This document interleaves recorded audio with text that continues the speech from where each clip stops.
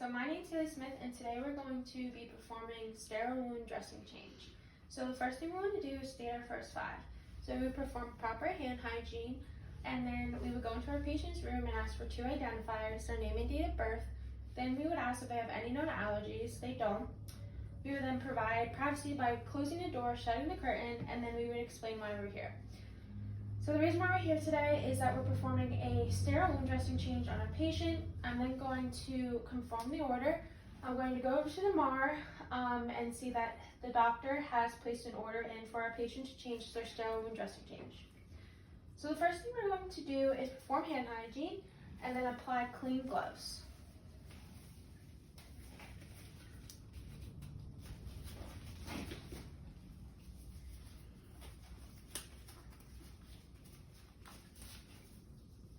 Next thing we're going to do is take off the old dressing off our patient. So to do this, we kind of pull off all the tape off the patient's skin gently. And then we're going to start from this side and pull towards the center of the dressing. And I do have my beautiful incision there. So the next thing we're going to do is examine the old dressing for coca. So the first thing we want to do is check for color, whether or not it's serous, sanguineous, or serenous. Then we're going to check for odor. If it is purulent, which means infection, it will have a foul odor smell. This one doesn't, so we're all good with that. We're then going to check for consistency. So for serous, it's going to be clear. For sanguineous, it's going to be clear with a red tinge. And then for sanguineous, it's going to be thick, a thick red color, which means that there was a trauma to the wound and it's now open and there's red blood cells that are coming out. So I'm then going to dispose of this properly. I'm just going to put it to the side here. The next thing we're going to do is assess the incision for Rita. So for Rita, we have R, and that is redness, whether or not the incision is red, pink, black, white, green, all types of colors. We're then going to check for edema. So we're going to see if there's any swelling around the incision or edemas, and this can tell us how the healing process is going. We're also going to check for ecchymosis, which is bruising. This will also tell us how the healing process is going. Some incisions are prone to bruising, so that's good. Sometimes they're not. We're then going to check for drainage, and like we said before, that's serous, sanguineous, and sanguineous, and sanguineous. Then we're going to check for approximation.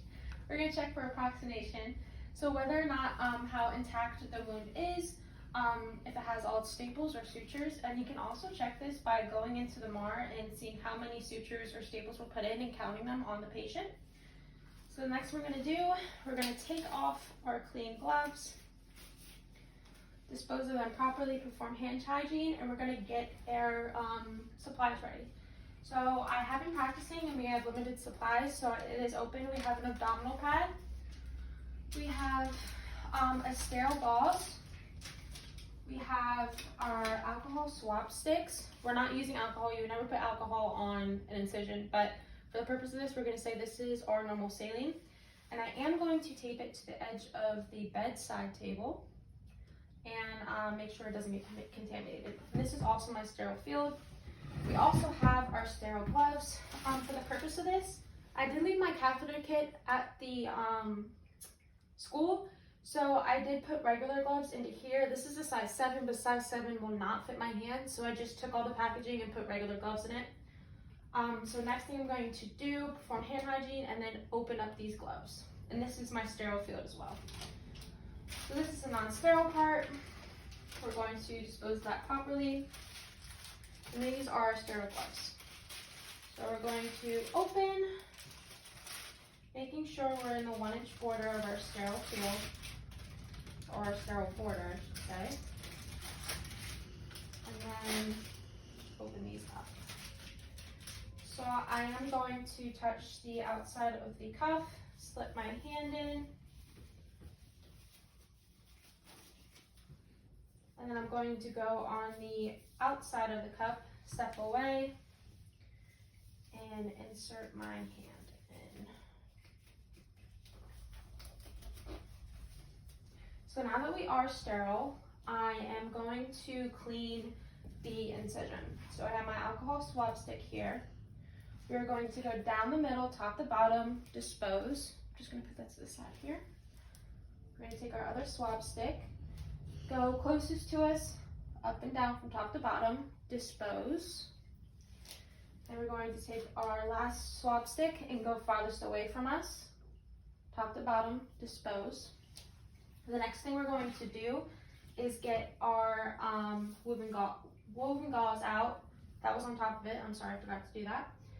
So we're going to get our gauze out and place it on top of our incision, making sure that the incision is fully covered. And this is sterile, so we have to be careful. I'm then going to take my abdominal pad and place it over top. Now at this point, now that the sterile field has been covered, we can touch this. For the purpose, you can take your gloves off at this point and put on clean gloves, your sterile gloves. But I'm just gonna keep them on for this part. I'm going to flatten it, make sure it is tight. Not tight, but covering the incision. And we're not sterile, so we can touch this. I'm going to take our tape and measure it over our patient. This is tough to rip with gloves on. I am going to take my gloves off at this point because it's hard to rip. Pretending I still have gloves on, I'm sorry, it was just hard to tear. No, I'm just kidding, I'm going to take scissors. Sterile scissors. I'm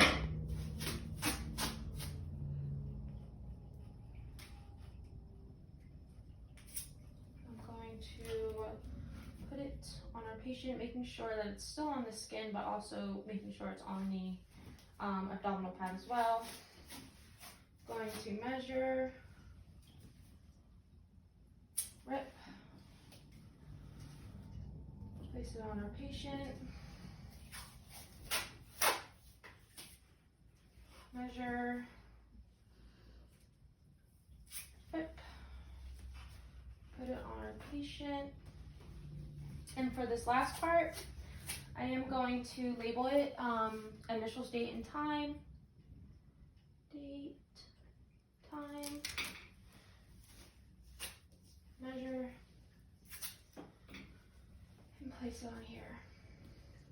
So I'm going to make sure the tape is flat. Going to see if the patient tolerated the procedure well, and then I'm going to document.